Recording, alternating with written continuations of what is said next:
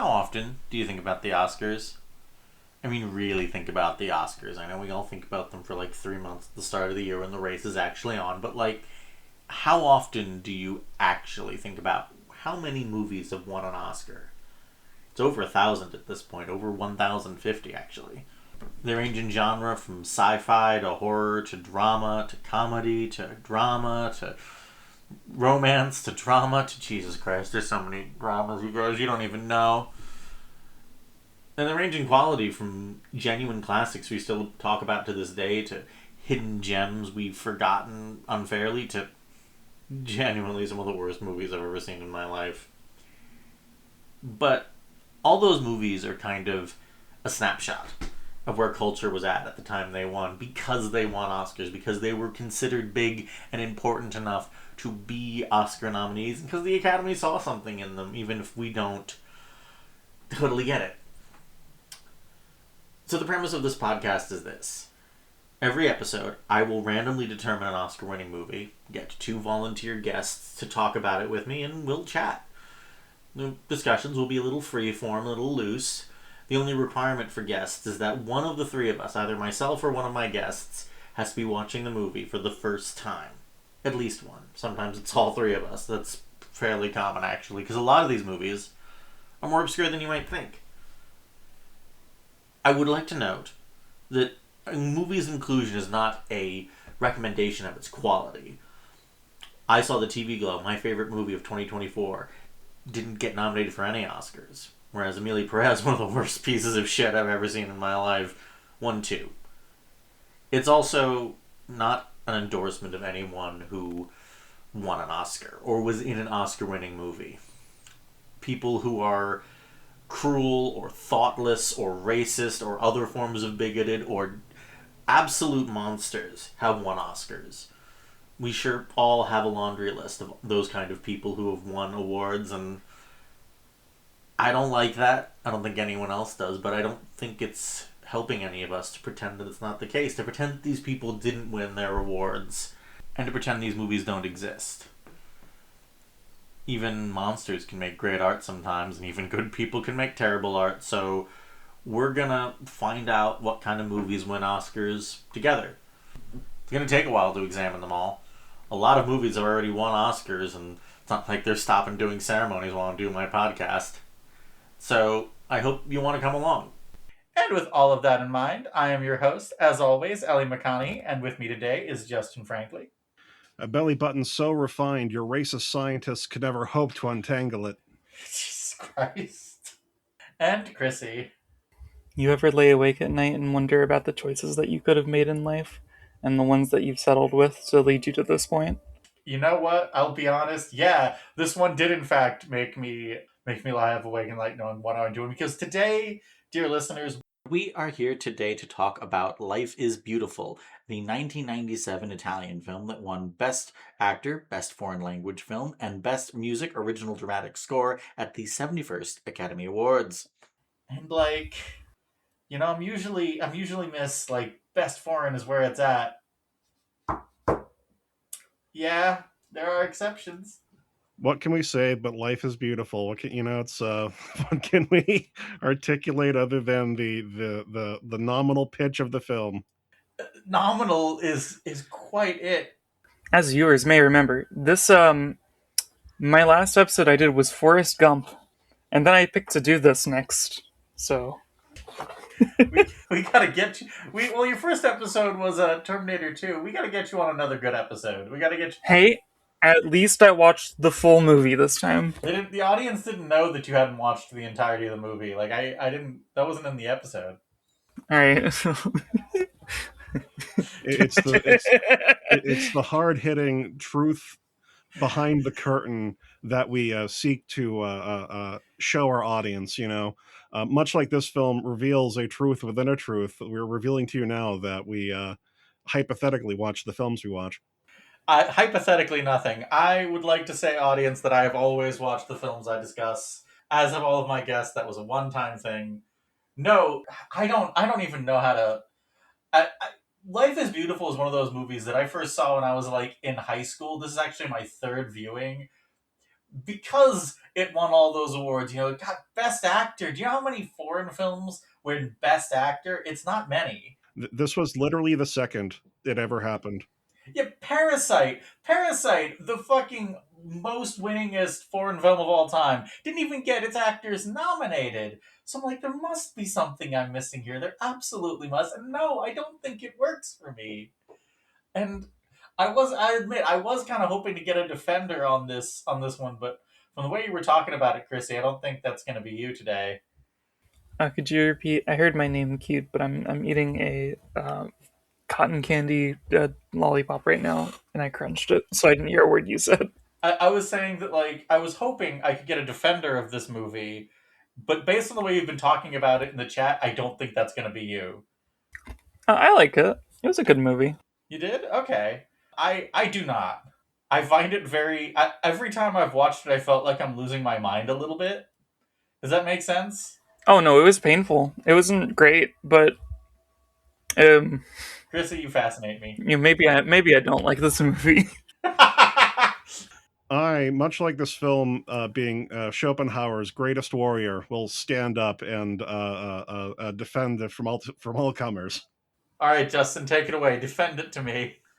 All right, cast your mind back. It's the halcyon time of 2010, 2011. I'm a bright-eyed and bushy-tailed, sardonic misanthrope, and I go to a film literacy class because it's going to be an easy A because I know the teacher. We watch Psycho. We watch Cat on a Hot Tin Roof. We watch Invasion of the Body Snatchers, the original for some fucking reason. Wait, the 50s one? Yes. Uh, And for whatever reason, we rounded out with this. I watched this at the perfect optimal time to watch this movie when you're a teenager and you haven't actually like watched anything yet. And I feel the need to be its strongest warrior because I love springing it on people, I guess is the best way of putting it. I need people to watch this movie the same way I did, completely clueless, and then getting fucking bushwhacked by the fucking midway twist. it's like I'll admit I did know what it was about going in, and the entire time like I have two major comparison points that I'm going to be making to this movie, and the first is to another recent World War II comedy, which is Jojo Rabbit. This movie very much is Homoousian with Jojo Rabbit. But the thing is, Jojo Rabbit actually gets dark in a way that I feel this movie doesn't. Like, even when he's being marched off to be executed, the spoiler for a nearly 30-year-old movie, I guess, he doesn't, like, there's no moment where, like, the weight of what's happening to this dude, like, alters his behavior. Even when they're, like, carrying the the anvils for whatever, for their hard labor, he's still just, like, goofing around about it, I guess. Some people live a blessed life. They just sort of waltzed unmolested through existence, and it's the greatest feat of this character Guido is that he is unalloyed. He is what he is, and he remains what he is until the world can no longer accept his existence. Justin, you fascinate me. I love you. The other comparison point that I really feel like this movie, I threw this at a couple friends of mine, and they all went, "No, yeah, you're onto something," but I can't like quantify it. Is the boy in the striped pajamas? Has anyone besides me seen or read that one? Yes. I'm only aware of it through cultural osmosis. Okay, they're both like.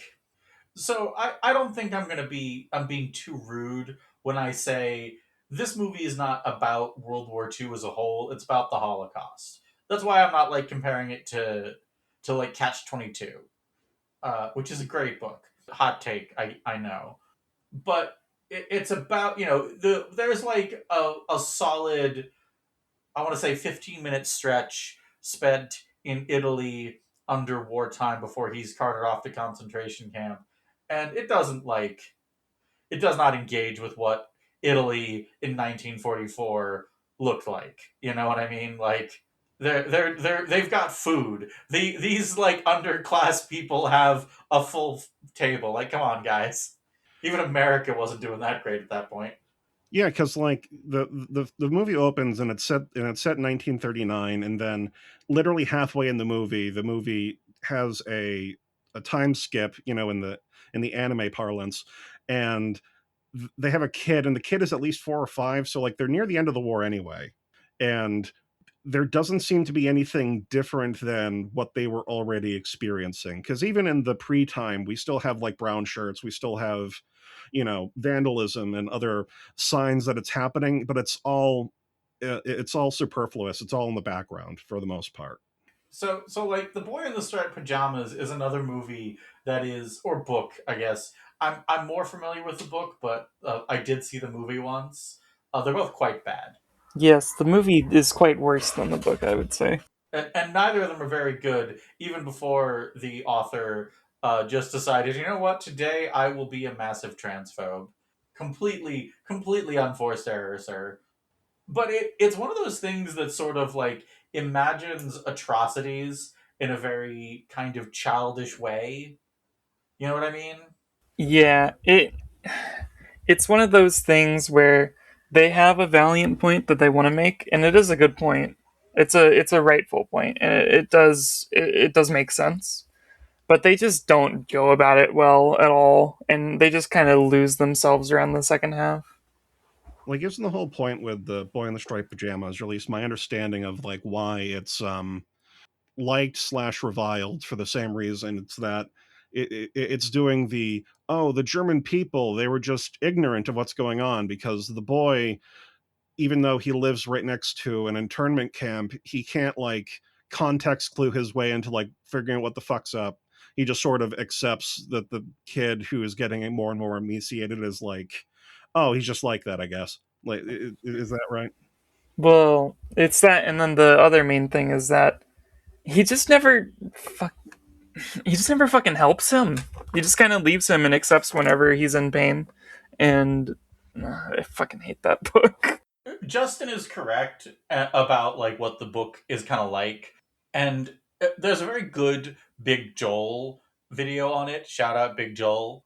But like the thing that he narrowed in on, which I also found kind of interesting, is because the writer wanted to go for this surprise twist ending. Oh, by the way, the kid can't figure out what the hell is going on in this camp, so he ends up dying in it. In order to keep him that innocent, they basically have to have this kid working very hard to maintain his ignorance, which is almost more interesting if I thought that's what the book was going for. Future episode on that particular mindset, a zone of interest. Very good movie. Utter horror show to actually sit through. Positive. But that's sort of what I mean. Like they all of them kind of like imagine this movie and Jojo Rabbit and The Boy in the Striped Pajamas. All of them kind of imagine atrocities and horror in a very childish way, which is not necessarily a bad thing. But what I think makes Jojo Rabbit work, where this one and where Boy in the Striped Pajamas don't, is they do have that moment where the reality of it hits the main character in the face and it kind of breaks him. You know what I mean? Like every time I've watched it, I kept waiting for that moment. And they get close like twice. Like the biggest like boot landed moment is when he's like walking back with Joshua, and he just sort of happens upon like a literal mountain of corpses, but he doesn't do anything beyond like very the muted equivalent of I took a wrong turn in Albuquerque, Mm-hmm. he just sort of sees it, and then it's like, well, that's the wrong way. Whoop.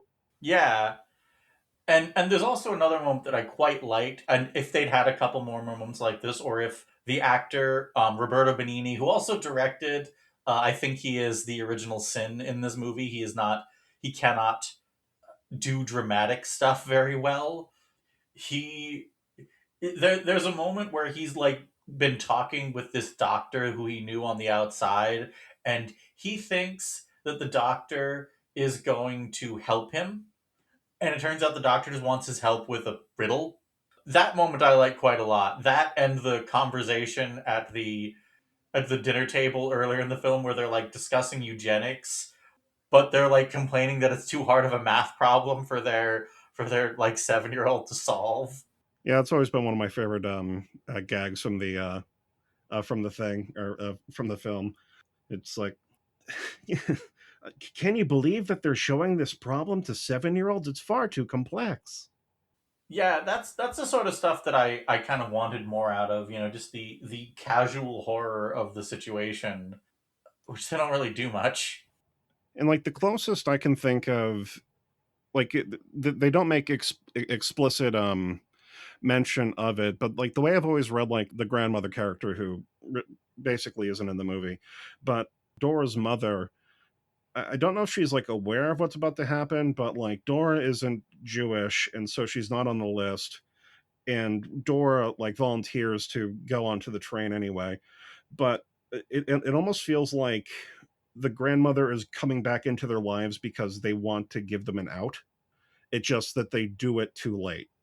Like the literal day that they show up at Joshua's birthday, they're already abducted, and so like they can't really do that. And I in my mind, I always thought that the way that that was going to go was that the mother was going to offer them an out, like, oh, like come be somewhere else, or like come with us to a different place where you're not going to get black bagged. Yeah, I can't tell if that's what the intent with the mother is, or if she's intended to have sold them out, which neither of those make a huge amount of sense. And she never comes back, so we never get like closure on that either way.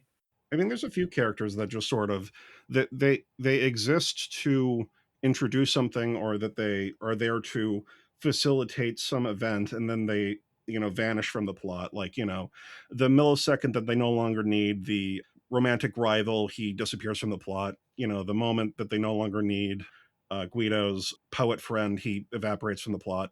Yeah, he does just like immediately disappear once Guido hooks up with Dora. Both of them do, and it's Guido, buddy. I feel like you riding into a fascist party and taking away the head guy's bride. That's a how have you not been shot a million times? I mean, I think they call that a power move. Yeah. Yeah, see what would the kids call it? Is this Riz? Is this Rizzoli? Right? Is this power play? Right? Yeah, he's got that ravioli. When you have autistic Riz, but you're Italian, is it called ravioli? No, we're not. We're not. Is that anti-Italian discrimination? No, no, no, no. Back on topic. Back on topic. This is a serious move. Well, that's sort of the thing. Like, I don't know how to approach this film. My one of my partners watched it with me, and he really liked it. But he keeps like telling me things about it that he liked, and every time I'm like, yeah, but here's why it thematically doesn't work. He sort of goes back to this. Well, Guido's a clown. Like he's a mime. He acts like a mime. He acts like a Looney Tunes character about a third of the time, honestly. That's for his later film Pinocchio. Not eligible for this podcast, so I don't have to watch that. No, but and so like that's an interesting take, but at the end of the day, the problem that's going to run into is okay. So if it's just a pure comedy, I'm not supposed to thematically engage with it. I do not find this dude's antics funny. I'm basically sitting there stone faced the entire time. I wrote down the jokes that worked for me. There are not a lot of them. Yeah, come to think of it, there was one or two where I was like, oh, that's pretty good. I can't remember any of them. I like the structure, like the basically the second half of like the meet cute. Like I always like when movies, contrived or otherwise, find a way to reincorporate things that they established previously. So the fact that he has like this cascade of coincidences that he set up previously, where he calls up to the window, Maria, the key, or it's like he manipulates a way to have him the doctor walking up and saying 7 seconds makes sense. Oh, Maria, could someone come by and give this man a dry hat? I think that's cute. Mm-hmm. Do I think it's funny? That's a different question. But I think with what they're going for, I think that works. Yeah, the joke that I wrote down in my notes that I actually liked is, they have the moment where this big ostentatious racist display with the ostrich, comes in, and they're all doing like the Nazi salute to the Roman salute to this thing, and then in comes Guido on on the horse with the racial slurs written on it, and one of the Nazis is still doing the Roman salute. Like, that was an okay joke. That got a chuckle out of me. I didn't even know the horse was Jewish. Yeah, the quote that I have from Zandy, who was the partner I watched it with, shout out to Zandy, is that he described him as an Italian Mr. Bean, which is, I mean, it's something. An Italian Mr. Beast. I can't imagine it. No, nothing. No giggles. I'm just sitting here in abject horror at the premise of Mr. Beast being the lead of Life is Beautiful. No, Krissy, why did you put that in my head? This is a very hard movie to make jokes for. I'm doing my best. What up, guys? We're here at Auschwitz-Birkenau, and we're gonna make so many points. Cease. Oh, do not give that man ideas. He already saw the satirical TV show Do Not Build the Murder Game Show. He was like, I should build the murder game show. And then a pedant is like, well, actually, the camp is based off of Belkin Burson. I don't explain Mr. Beast references to me. I do not understand them, and I refuse to understand them. Anyway, we're off. We're off talking about Jimmy Donaldson. We're talking Mr. Bean, an Italian Mr. Bean, which maybe that's the kind of stuff he used to be in before. Justin, you mentioned his Pinocchio adaptation. Have you actually seen it? Unfortunately, it's one of those cultural osmosis things. I was considering doing it, and then it occurred to me that I might actually have to pay money for it, and I couldn't do it. No, that's fair. Because, like, I'm looking over his filmography, and he has been working pretty steadily since the 70s. And his most recent film, what the fug? I'm sorry. I very much have to apologize to both my friends here on the podcast and the audience. Oh my god, I'm your friend? Yes, of course. Yay. When I mentioned the Roberto Benigni Pinocchio, I of course was referring to the 2002 Pinocchio, not the 2019, which he was also in. Man likes his Pinocchio. What can you say? Come on, Nelly. I thought you were the Pinocchio master. I'm not. Oh, I'm sorry. You're the Piccolo master. I mixed it up again. Well, first off, I'm a mistress. That's one. Oh, fuck. And God damn it. second, no, I don't really like Pinocchio all that much. You do like the Piccolo, though. No, Oh. I don't like pickles either. No, he was working pretty steadily from like the 70s onward. I just want to know if, like, is he always like this? Is this just how he is in movies? I've seen clips of his Pinocchio, and they do all strike me as a movie directed by and starring a man who, when he won an Oscar, climbed over the seats of the people in front of him. One of the featurettes brought up a movie that he was in with Walter Matthau called Little Devil, and predictably he played the demon in that. So it makes sense to me. I guess I can imagine he basically always has this kind of exuberance. Let's use that word. Yeah. I actually have a labyrinth. The pieces of information of this clicked into focus for me when I was watching one of the Oscar clips. I just had to. I was watching I wanted to see the clip of him climbing over the people, but I also saw a previous one when he was winning for Best Foreign Film. They bring up that the previous winner winner was for the. I can speak, I promise. They brought up that the previous winner for any performance for a foreign film was a movie called Two Women, which had where's the name? Sophia Loren. Sophia Loren was in Grumpier Old Men when she was much older, obviously. Grumpier Old Men has Walter Matthau in it, he was in one of our previous episodes, California Suite, who was in Little Devil with Roberto Benigni. So all these films, they all tie together. It's all a massive conspiracy. We've connected two dots. I will confess I have not seen Two Women. For a minute there, I got real excited and was like, no, the movie I really like is Three Women. I also like Three Women. Oh, sweet, fellow Three Women enjoyer. And there's also, I know, Eight Women. So we're missing at least five instances of the franchise here. Hmm. Ha cha cha. You can cut that out. Actually, that my joke doesn't work. I just meant that I like women in general. I don't want to be misconstrued as a Three Women fan. Nope, too late. You have No. just not get, it's not getting cut out. We're gonna leave. Are you gonna leave this bit in too? Yes, precisely. Okay. Now you understand. Now you understand how Ellie edits this. You're gonna have to admit that you like God, what is it called? I got to admit, I like women. I like women. Yeah, everyone likes women, I think, except for lots of people, unfortunately. Yeah, Except for lots of people. it's one of my. I don't know why I do that. It's like one of those bits I do. I'm always wrong. I'm always right except when I'm wrong. Well, I'm always right, so I don't know what's up with you. Uh, I'm doing my best. Is the long and the short. Yeah. No, you're just gonna have to take on the role of someone who likes Robert Altman films. Shit.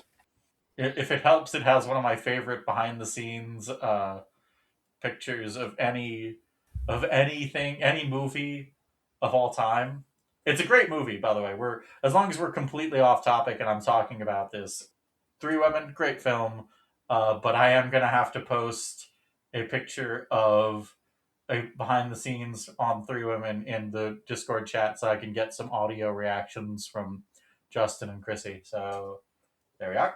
What can you say about hell yeah, man? Ellie? Yo, what's up?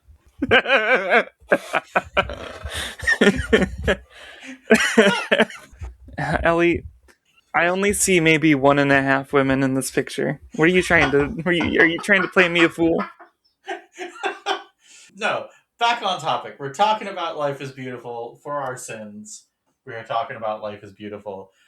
So, out of curiosity, as long as I'm talking to Krissy, you're our first time viewer, correct? Yes, I am the first time viewer of many a film. Only way to see a lot of films is to watch a lot of movies. So I was actually kind of curious, like, how much of this did you know going in? Like, had you heard of this film before? I have not. The only thing that I knew about this movie going in was the name of it, that it was an Italian foreign film, and the amount of dread that I saw when it was announced that people could sign up for it. There was a lot of dread in. Are you one of the people who like calibrates your desire to join in on an episode based on the amount of dread people respond to a movie with? Yes. Well, that's why I signed up for Forrest Gump. Fair enough. No, it's really funny. I saw this go up, and I have no idea what this movie's about. But then I scrolled up, and I just saw everyone like, "Oh no, oh, no." And so, okay, I guess I gotta do it now. Only the shadow knows why I'm in this episode. For those of you who want to peek behind the curtain, Justin got this episode arranged because he'd been in 10 episodes. When you've been in 10 episodes, I let you basically pick a year, and I roll options up from that. And he told me when I rolled up the options from this, I'm really hoping you roll Life is Beautiful. I really want to talk about Life is Beautiful. This is your fault. Yeah, this is in fact Justin's fault. But, we win some, we lose some. Except for me, I win and lose all of them because I have to watch all these movies. Well, I really wanted to talk about it because I feel, it's all well and like, obviously we've had a number of films that people are mixed about, even episodes I've been on. I didn't like California Suite very much. You win some and lose some, obviously, but I feel that the best films we can cover in these sort of podcasts are the contentious ones, the ones that make people feel something, and like I admit to a level of impish delight when I can arrange such a thing, but I don't know. I just this movie has been in the background radiation of my mind since I watched it when I was a young impressionable teenager, and I delight I delight with surprise films like this, or whatever wording you'd want. Like I think one of the terms I saw was like a handbrake film. Films that start as one thing and then abruptly become something else. I delight in movies like that. It's kind of a, yeah, I like that term, a handbrake film, because like I didn't want to call the second half a twist. Like this isn't to reference a movie I've referenced entirely too many times on this podcast.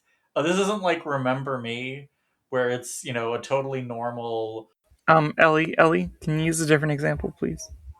Sure. I have no idea. I've never seen that movie before. I don't want to be spoiled. Cover your ears for a second, Krissy. Okay. The where the whole shtick is that it's completely normal romantic drama, and then bam, 9/11 in the last minute. You know, that's not the kind of movie it is. Krissy, you can come back. Hmm. It's just one of those things where like you that's kind of like part of what makes it kind of interesting to me is for the first like it takes him 45 minutes. It takes you like 45 minutes of the movie for a character to reference the fact that Guido is Jewish, which is kind of partially down to the fact that like I don't want to give Roberto Benigni too much shit on this one, but like he's not Jewish. There is nothing materially Jewish about his character other than the fact other characters say that about him. You could theoretically make an interesting point out of that, but like I just think he wanted to play himself. He wanted to play the main character. And this is based on on a biography that I have not read of someone who survived a concentration camp. But like I'm given to understand that was a lot more black comedy, whereas this is like honestly the vibe I kind of get from it by the end of the movie, except until the very end, is that there is a World War II drama happening just out of screen, and this fucking Looney Tunes character keeps wandering through, bending reality around him. Does that make any sense? Yeah, well, this movie. Sorry, give me a second. I gotta prepare for this one. This movie is in the same cinematic universe as Schindler's List and Jojo Rabbit, right? Why do you harm me, Chrissy? Yeah, that was always my feeling of it. Like, because this film is set, it's in fascist Italy, but the camp that they get sent to, it's like the camp. It's not a specific camp, it's a pastiche of what a camp is like. And so, hypothetically, this story could be taking place in any film that features the Holocaust to any degree whatsoever. And so, we're faced with the possibility that in any given film, in the background, we have this farce happening just off screen. We've kind of been dancing around what the plot of the second half of the movie is a little bit, and like the shtick that we eventually land on is the main character Guido, which am I wrong, or is in America is that kind of like an insult to Italian people? Specifically, people who live on the Jersey Shore, but yeah. Okay. Yeah, I live in the Northeast, so like there's lots of different subgroups of Italian people around here. You just get used to it. So he and his son are sent to a concentration camp, and as Justin said a minute ago, his wife decides like basically forces the camp guards to like take her on the train too. Which no, that's a dumb thing to do. This dude's situation is much worse for you being there with him. Like don't do that. Unfortunately, we can't say that this sort of shit is never going to happen anymore, given the hell country we live in right now. So there's your piece of advice from Zandy, who watched it with me, who is Jewish. No, don't do that. If you have an opportunity to skip out on the camp, even if your family is going, do. You're a lot more useful to them on the outside. And he decides he's going to like pretend this is all a giant game in order to keep his son from despairing. Which almost gets him killed, or at least if the kid wasn't so obstinate about not being clean, it would have gotten him killed. Yeah, like there's something a little bit there about like not letting the horrors of the world crush you, but like I don't know, you couldn't like make that point in like the aftermath of a natural disaster or something, or like part of the problem that this keeps coming back to is like there's so much Holocaust media out there, and there's like a conversation we can have about how we depict the Holocaust, and how, which I'm not going to have because it's not like really my discussion to have. But my point is that like in any halfway decent depiction of the camps that's based on like real life, the example I would go back to is Mouse, which is a comic book that combines very childish conceptually artwork with very unflinching portrayals of the horror, which is another one which does a lot of work with that. So I think this could also be considered a spiritual cousin to that.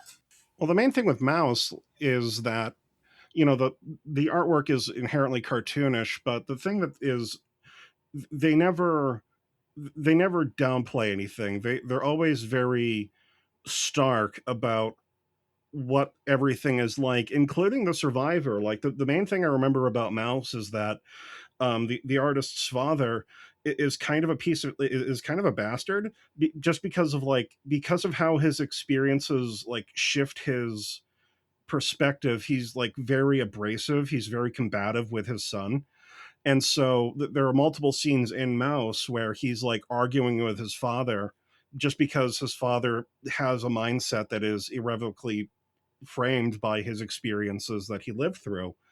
And it's the artist trying to reconcile with how the man is both deeply frustrating but also understanding why he's like that. But Mm-hmm. there's never a point in Life is Beautiful where you have that, because Joshua is too young, and Guido, he, as I said earlier, he is unchanged. He is the same entity throughout this entire experience until, yeah. Right, and like, well, the part of the thing that makes it a little like weird to me is, I get that you want him to not despair so he can survive this, but like every depiction I've seen of it, Mouse is the example I go to because Mouse is the most unflinching about this. Vladik survives a lot of that by just being quick on his feet and thinking and understanding the situation he's in and how to work it. Him understanding what's going on is kind of important. And I get that that's not going to be the case with Joshua because he's 5, but like, I don't know. I think that the issue is Guido being so unchanged because like this, trying to pretend that everything is fine while you're watching your friends die to try to keep your son. I want to see him crack a little bit. I want to see him flinch. And he never does, and that just it makes me feel like I'm at arm's length from the movie, even at least the day the clown cried supposedly had it break Jerry Lewis, which is another movie this movie merely makes me think of. I am. I've said it in the discussions around this, but I am personally heartbroken that Day the Clown Cried will never see the light of day. Not because I think it's like an earnest or even good film necessarily. I just think that it's the kind of film that we deserve. I feel that a film that is so incredibly tasteless deserves to exist in our present day. I have to imagine, Jerry Lewis is on his couch at home, on watching TV, watching the Oscars, and he sees this movie win Best Actor, win Best for probably around the time it wins Best Actor. He's just sitting there going, "Oh, so it's okay when he does it." The other one that came to mind, and the reason I watched it as well, because one of the featurettes bring it up, it's that they describe Roberto Benigni's energy as like they keep comparing him to like silent film actors. Like one of the ones they keep bringing up is because of the direct parallel, Charlie Chaplin. Absolutely.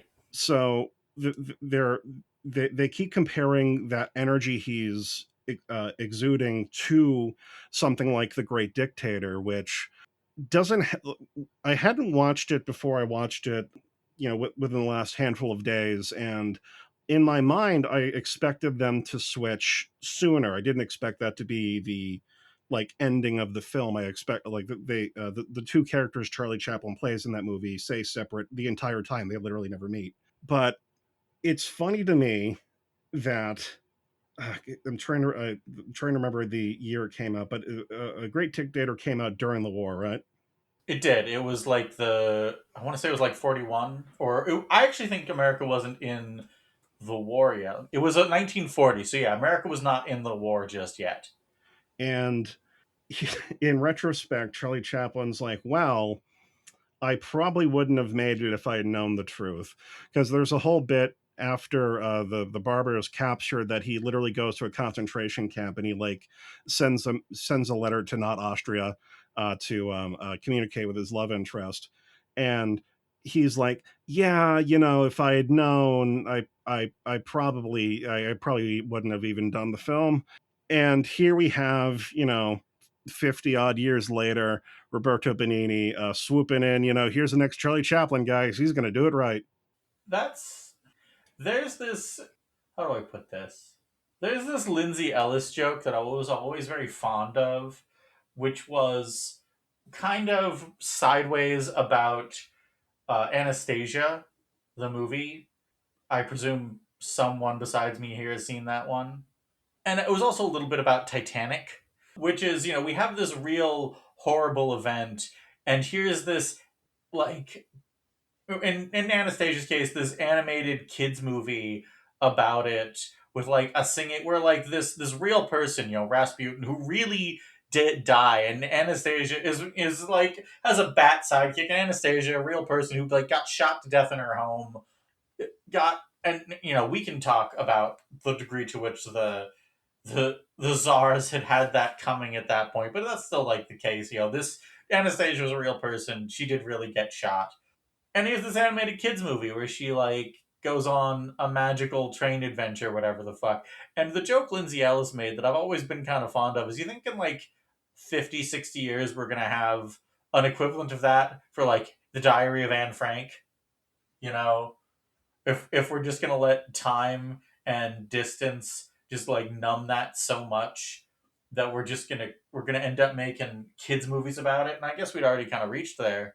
I'm more curious about the ones that are more, more contemporaneous to now, because in a lot of ways we have had a lot of children's media that reference World War II and maybe not be overt about like about a genocide or about like the scale of death, but there's a lot of films or there's a lot of media that even media for kids that do bring up World War II to different degrees, but I'm always thinking of, and even when I was watching this when I was a teenager, I kept thinking of, would anyone ever make something like this for any other event or any other like tragedy or similar genocide, say?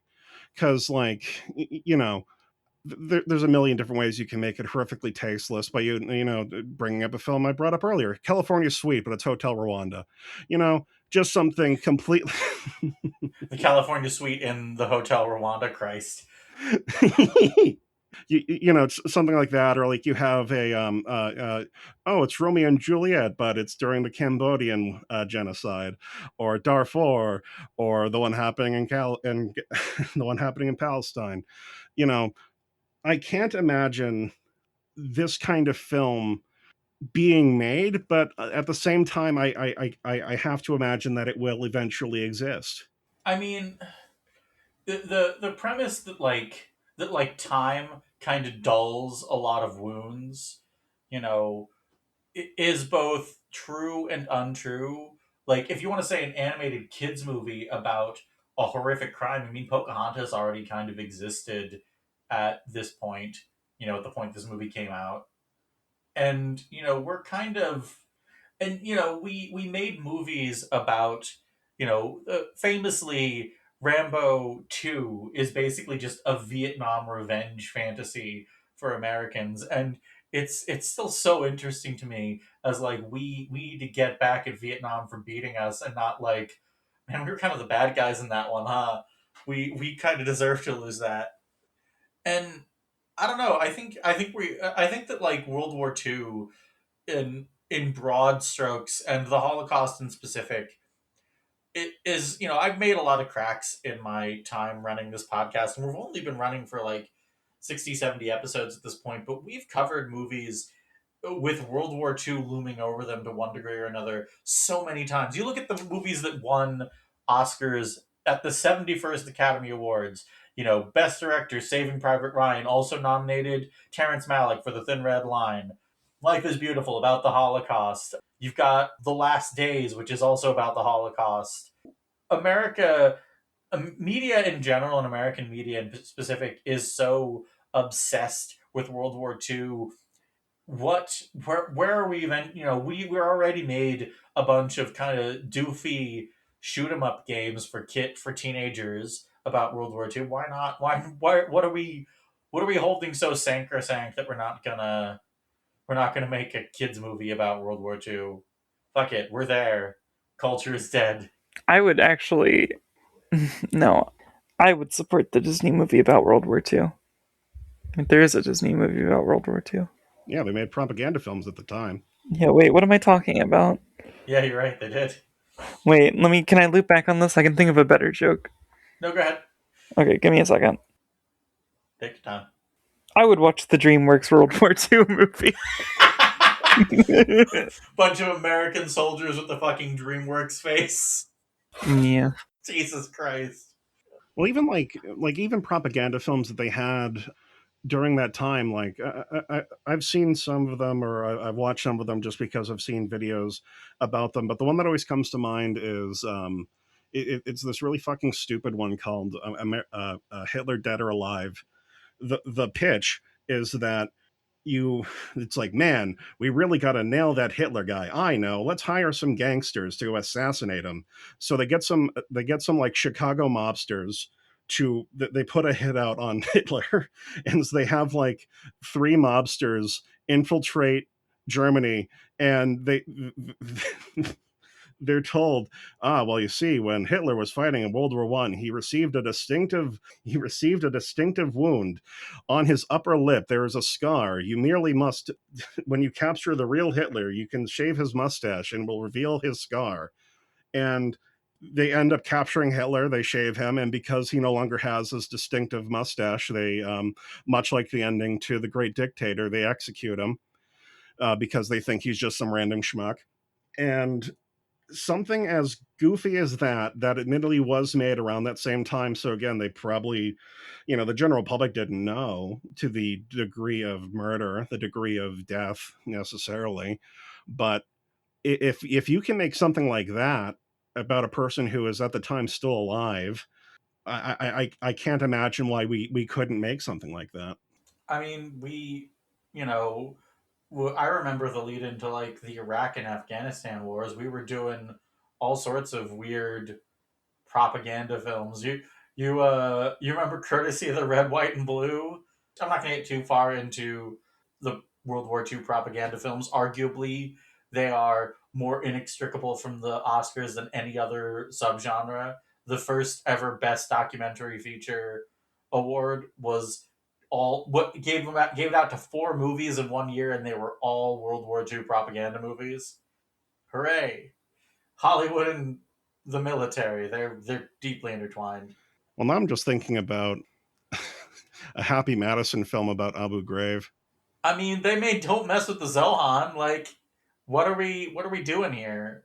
I think that I don't know. I think that on some level, the world in general. I mean, it's actually in its own way a little bit odder for this movie to be made about World War II in this way, because like it's an Italian film. They were there. The lead actor Roberto Benigni's talked about how he was at least a little bit inspired by his father's time in a work camp.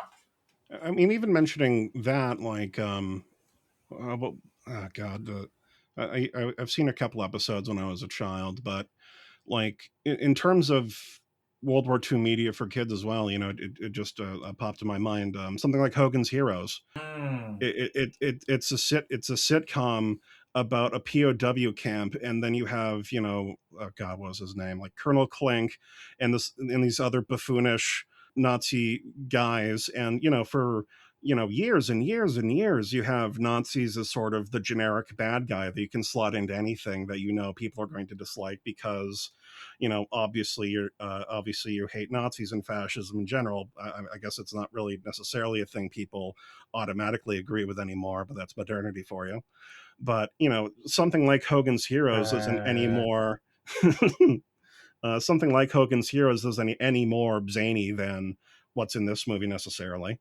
Yeah, that's, I don't know. Maybe at the end of the day, like, we've just never ever actually been able to take serious subjects seriously. Maybe we always just kind of want something kind of filtered.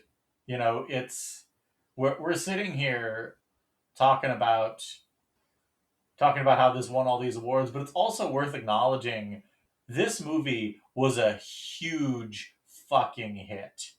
Like, it okay, it's no longer in the top 50 highest grossing non-English language films because the entire list top to bottom is basically Chinese at this point. That's the nature of the beast. You look at the top 50 highest grossing non-English language films of all time, and the list is like 46 Chinese films, 2 Japanese films, a French film, an Italian film, and The Passion of the Christ. Enjoy that. Also, one Telugu film, and one Hindi film. Not Hindi. Is it Hindi the word I'm looking for? Yes. Inshallah, one day Who Killed Captain Alex will be on that list. It never will happen, but we can hope. Uganda, they make best of the best movies. But if you adjusted this movie's box office take for inflation, it would be the 21st highest grossing non English language film in history.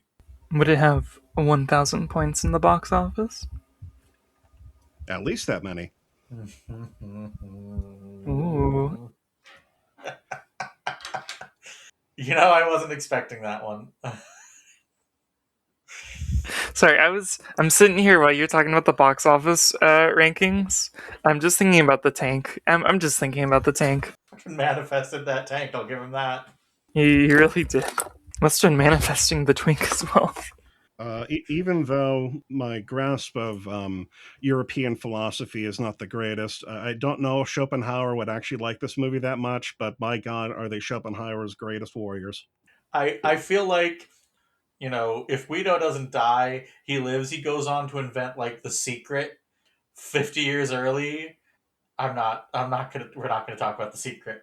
Actually, on that general topic, because this movie will never ever be featured on River's podcast, are the Straits okay? With the first half of this movie, in terms of the plot of the sort of rom-com fable that they have going on there, do you think that romance works? I would say no.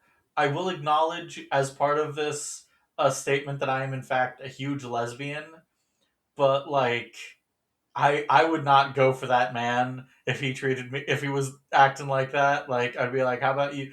I don't know. I also wouldn't date the guy she's dating already, to be fair. The straights aren't all right, but neither am I. Who am I to judge? Would you agree, Krissy? I would judge. Chrissy's judging. Not the. Sorry, I would judge Ellie. Sorry, that's what I meant to say. Aww. I judge. Sorry, I gotta remember the bit I was gonna do. Take your time. Give me a second. What about you, Justin? Do you think the straights are all right? Well, Christy comes up with a bit to judge me.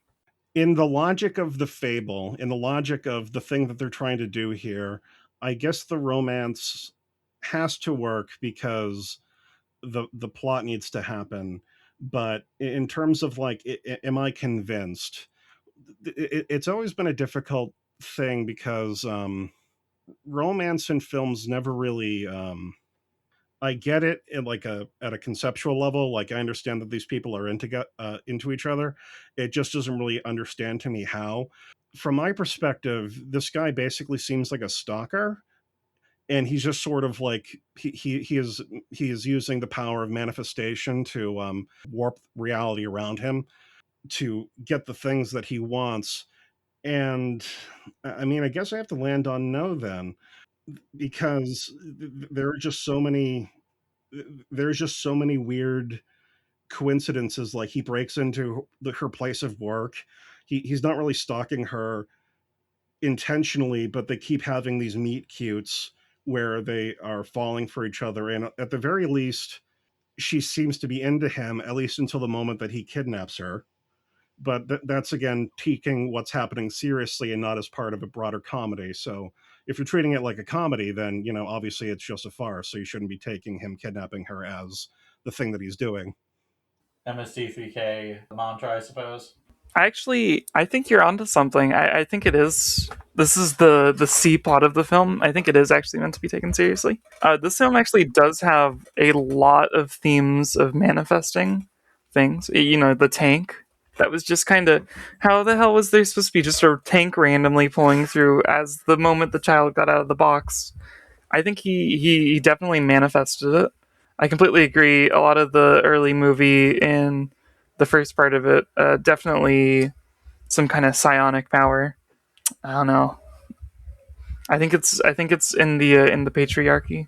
Justin sort of like glanced off this point a second ago, which is like the movie's opening and ending narration kind of halfway posit that this is like a fable or like a kid recollecting, kid childish memories kind of filtered through that. No, it's psychic.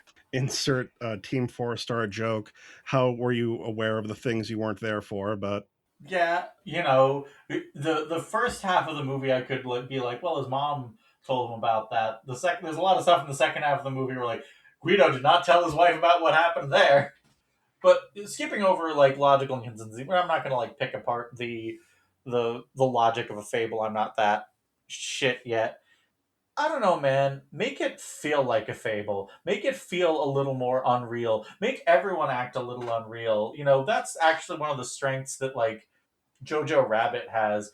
Everyone acts like a cartoon character in that movie. It kind of like underscores how absurd the Nazi party was by making them all act like buffoons. But Ellie, What's up? was it a duckling? It was a duckling. The doctor's friend was just fucking with him. It's a duckling. I don't know, man. I don't know. It could be like a candy wrapper. I actually don't remember the riddle well enough to I know. don't remember either. The one that the doctor gives back to him is like he says that, and even having not seen this movie in over a decade, I was like, silence. It's silence. It's a Academy Award nominated film by Martin Scorsese. Silence. Yeah, I mean, my point I was making earlier about this movie making so much money is less about like a defense of it from that, and more like this movie's critical response section is longer than some movies' full Wikipedia page. A lot of people have a lot of complicated feelings about it. and a lot of people seem to earnestly like it. I mean, I was sort of perusing different videos, trying to different isolated scenes. Like I actually wanted to see like a translation of what they were saying when the German, for the most part, isn't translated except for when it is. And so the auto dub thing that videos do now, you can actually get it to translate the German that's otherwise not translated.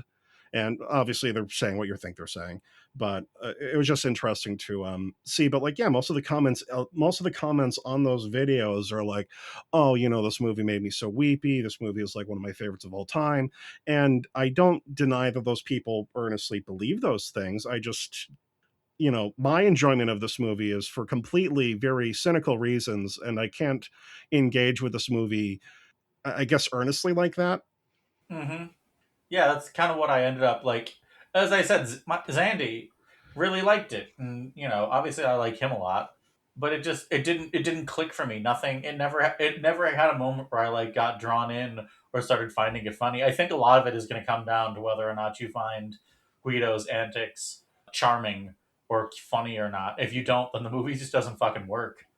If it helps people from both, a lot of the criticism I saw of it. Suppose I haven't read the whole article, but Mel Brooks apparently hated the film, as did some like fairly famous And some other Jewish scholars really liked it. So who am I to judge any of this? How are we to deny the sterling opinion of the Anti-Defamation League?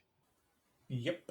I may not really have a say in a lot of these things, but I think Brad Bird could have saved this movie. Well, then it would get really weirdly Randian in the third act, and it'd just be uncomfortable. I think they should have. Okay, sorry, give me a second. They should have made this movie just like Tomorrowland. I think that would have saved it.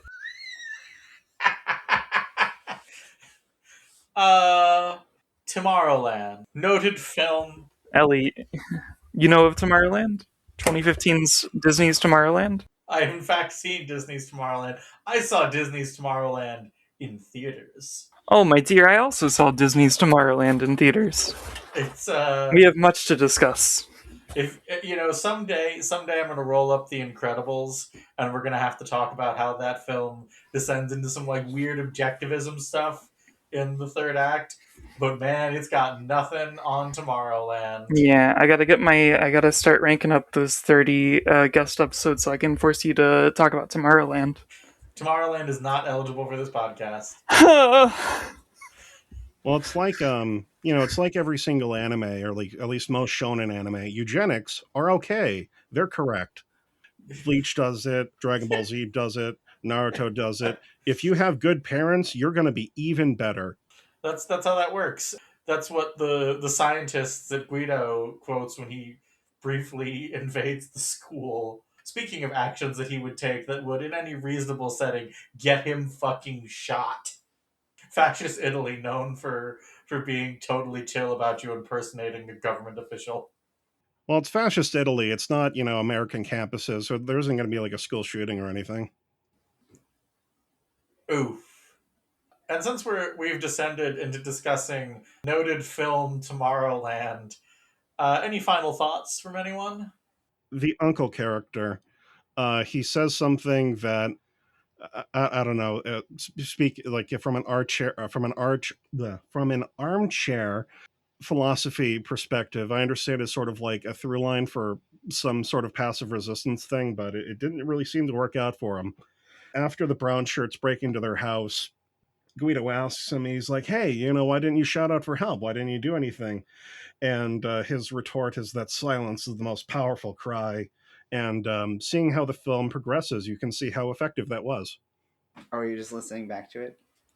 Zandy's come in here to defend the film in person. Hello, Zandy. Hello. Did nobody think the horse was funny? I thought the horse was very funny. That was one of my main arguments. I can't hear them. You'll have to tell me. Robin Hood. Krissy thought the horse was funny. Krissy, any final thoughts? Okay, give me a second. I've already drank all my water, so let me pretend to drink this. Okay. Let me point my thumb. What can I really say that hasn't already been said about this film? The last thing I need to say is that when I was muted, Zandy tried to hear what Krissy was saying by leaning into my microphone and has walked out of the room laughing. Justin, do your plugs. Let's see. My plug for today is plugging the end of a tank barrel with your fist, and instead of it blossoming out, you get reduced to a fine mist. Justin, I love you. Krissy, do you have anything you would like to plug? I would like to plug the American financial system. It is leaking rather badly right now. As always, our host can be found on Blue Sky, Medium, and Letterboxd at LSR42, and on Tumblr at Football in Tuxedos. This podcast can be found on both YouTube and Spotify. If you liked what you heard, maybe give us a comment and tell us what you liked, or just like the video if it's on YouTube. Subscribe. Make sure you get new episodes. They come out every other Wednesday as of right now. And if you didn't like what you heard, I'm sorry. Thanks to both Justin and Krissy for coming out. Sorry this one wasn't the best. I hit one of my goals. We technically recorded longer than half of the two films that comprise this film. That's true. I think 2 hours means, we might be able to have a discussion about a movie that's like 80 minutes long, that's longer than the movie in question. Pinocchio, speaking of Italian films, Our episode on Pinocchio, when one day we do it, might be longer than the movie. Because Pinocchio is only like an hour long. I can't fucking believe I got us to talk about Tomorrowland in an episode about this movie specifically. I'm extremely easy to lead on a tangent. I do enjoy that. That's why I'm here. Thank you for your support in our entry to Tangent Town. But from a movie from the 90s, we are moving way back to a movie a little bit closer to the events of this one. We are going to be discussing the Douglas Sirk 1956 melodrama Written on the Wind. Hope to see you there.